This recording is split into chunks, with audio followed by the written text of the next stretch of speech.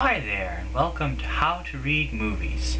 In this, our inaugural post, I will talk about perhaps the most powerful movie and book series of the last 10 years. The last film of the Harry Potter series was released this year, and the last book was released in 2008. I believe. It was 2007.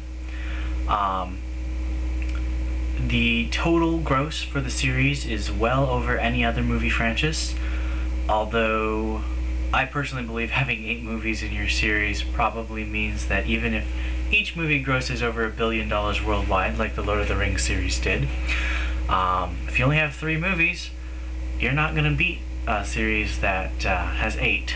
Although with The Hobbit Parts 1 and 2 coming out, that may change. My thoughts on splitting books into 2 movies is succinctly that I think it's lazy screenwriting and they should learn to condense better. As you may know, and those who know me in person definitely know, I am not a fan of the Harry Potter series. I did appreciate many of the later movies, although not the last 2, because of the way I feel they allowed Harry's character to express more self-awareness, humility, and kindness than the book's version. But really, what this entire series of vlogs is going to be about is myself and my co-hosts analyzing why we think a particular movie franchise has been successful or why it has not. And clearly, Harry Potter has been extremely successful. As one of the few people I know who did not find it terribly engaging, I would say that there are a couple of different reasons why it worked. One was a very strong marketing department and an author who was willing to do things like promise to kill characters, but not release any information on who. A very accessible prose style, a world that you would really enjoy living in, a lot of imaginative devices and puns and humor that you could really enjoy and trade references. It's a very communal series. You can imagine yourself as many of the wizards, especially if you're a young person, but also old people can imagine that they're graduates of the school of Hogwarts. So I'd say that really the biggest aspects that I can see for becoming part of the big Harry Potter fandom would be the ability to immerse yourself in the world.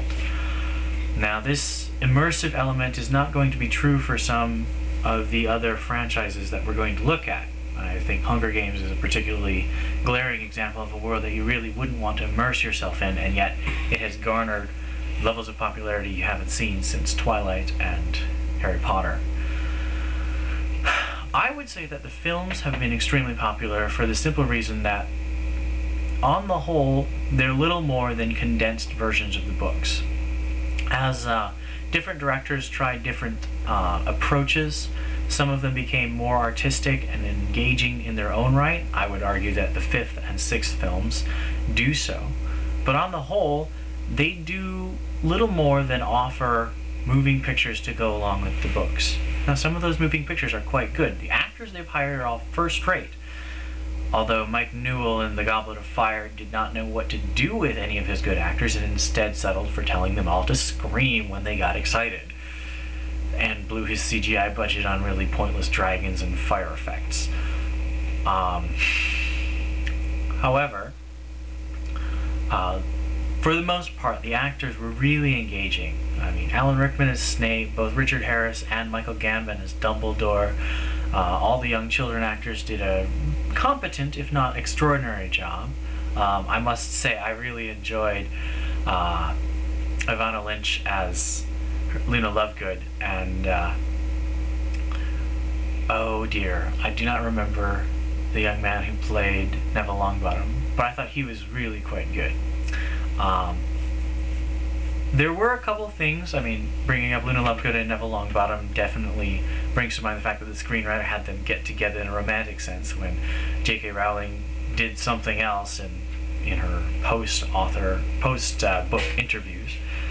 But I think that was a good storytelling decision, and that's one of the few ways that I think the movies attempt to establish themselves independently from the books. It was difficult for them to establish themselves independently because, on the whole, Rowling became more interested in melding the series together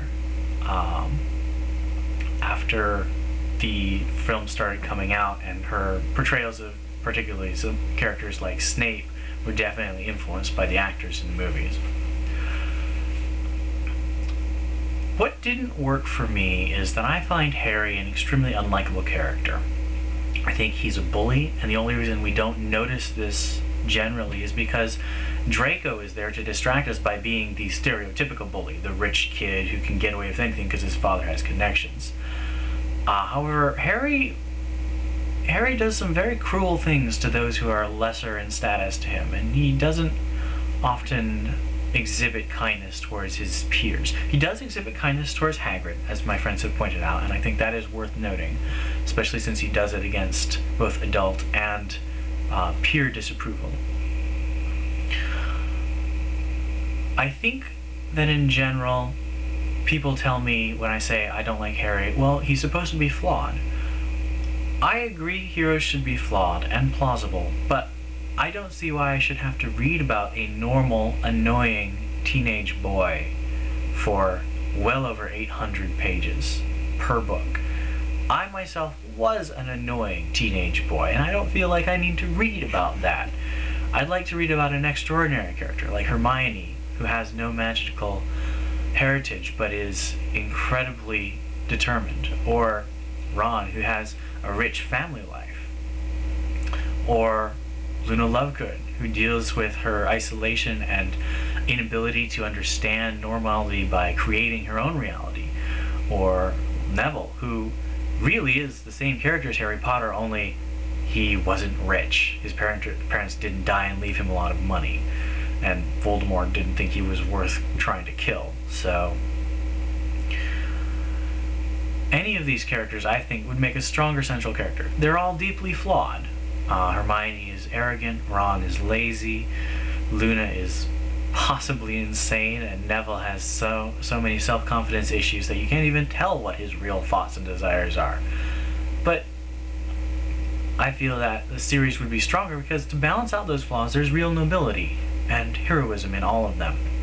Harry occasionally has moments of tenacity or intelligence or insight, but on the whole, he's fairly petulant and rage-filled, and I don't feel that's a compelling character to write 7 books or center 8 movies around.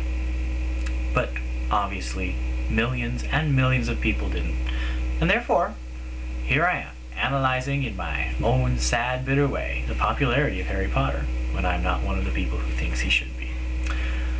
Well, the burden of rebuttal is now upon you, co-hosts. Hopefully you can find something in Harry Potter that you can expound upon and share with the rest of us.